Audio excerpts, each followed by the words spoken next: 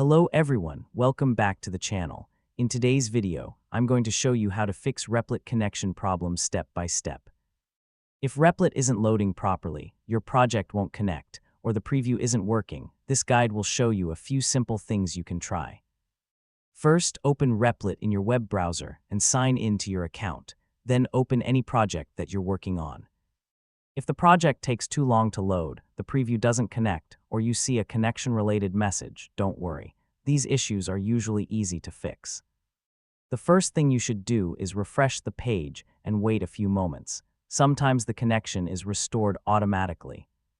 Next, make sure your internet connection is stable and that you're signed in to the correct Replit account.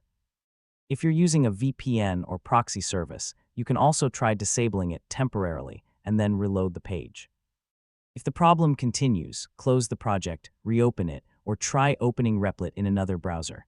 You can also clear your browser cache and cookies if the website isn't loading correctly. In some cases, Replit servers may be temporarily busy, so waiting a few minutes and trying again can also solve the problem.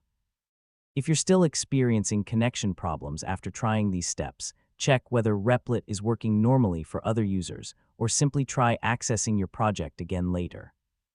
In most cases, one of these basic troubleshooting steps will fix the issue. And that's it. That's how you can fix common Replit connection problems. I hope this tutorial was helpful.